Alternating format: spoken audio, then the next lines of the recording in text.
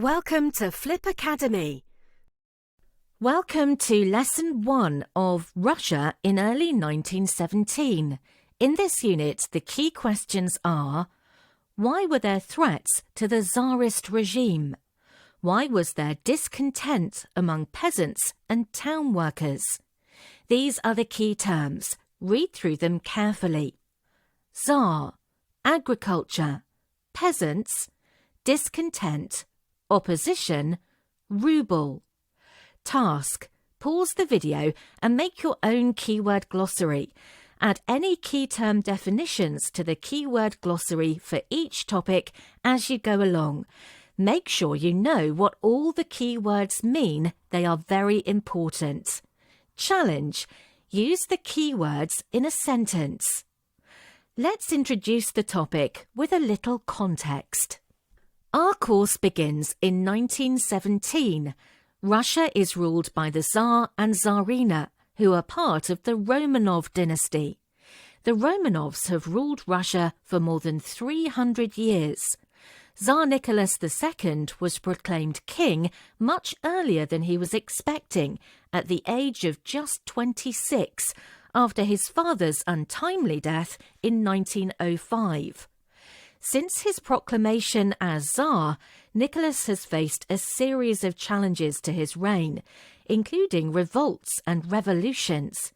In 1905, following a revolution by the workers, the Tsar had introduced Dumas, essentially handing over some power to the people and removing the autocracy across the country. Russia was an ally of Serbia. So, when tensions between Serbia and Austria led to war in 1914, Russia supported Serbia.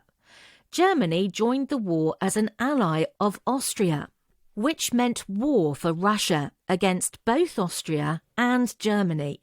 This meant that Russia had entered into the First World War as part of the Triple Entente. The army was led by Tsar Nicholas II. However, issues both within Russia and within the military brought threats to Nicholas's reign. By 1917, there was growing discontent, particularly amongst the peasants and town workers. Flash task, 2 minutes. Pause the video, mind map all of the impacts you think the war will have had on the civilians of Russia. What do you think life has been like? How may they have been impacted by the war while still living in Russia? How would they feel?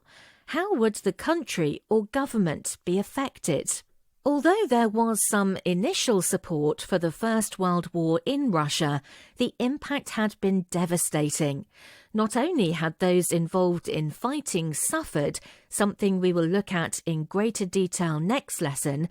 However, as the Russian army had retreated from Poland and Lithuania in 1915 back towards Russia, they had employed a scorched earth policy, destroying a great deal of farmland, obliterating the land which the peasants worked. Shortages in grain during the war also resulted in many of the poorer land workers hoarding what little they had produced. Discontent among workers. Russia had adopted a war economy during the First World War. By 1916, inflation had reached 200%. The value of the ruble had fallen substantially, and the price of goods was soaring. This made life increasingly difficult, particularly for poorer people.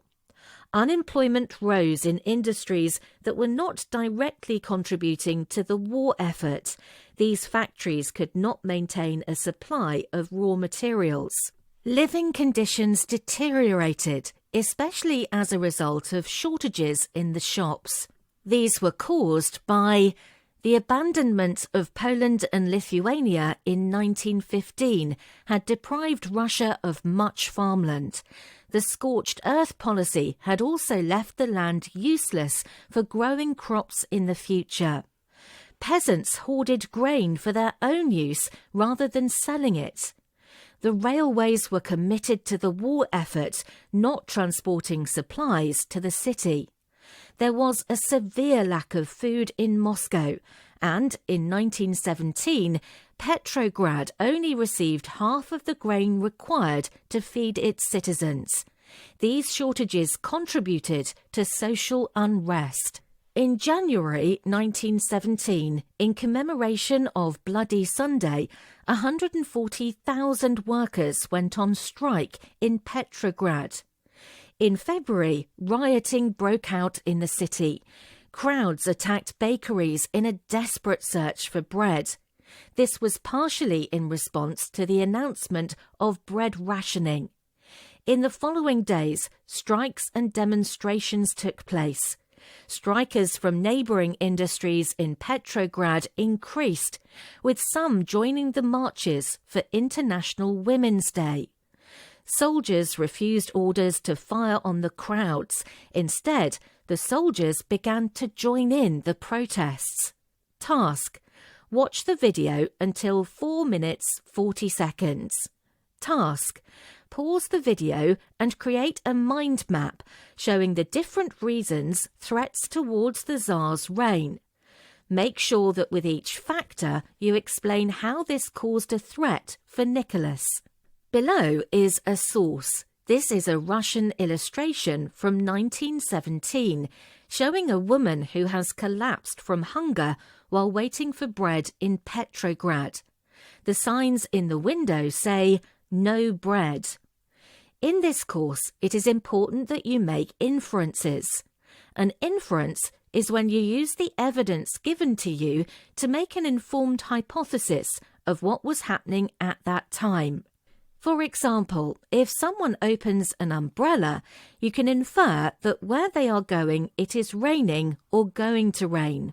They have not told you this and you have not checked the weather. However, you have worked it out using the evidence. Task: look at the source carefully. It's suggested that you split the source into quadrants, 4. This allows you to look at the source in detail. You need to make 2 inferences about why there was discontent in Russia amongst the peasants. Each inference must be supported by a quote or a part of the source that you can see. Use the sentence starters below to help you.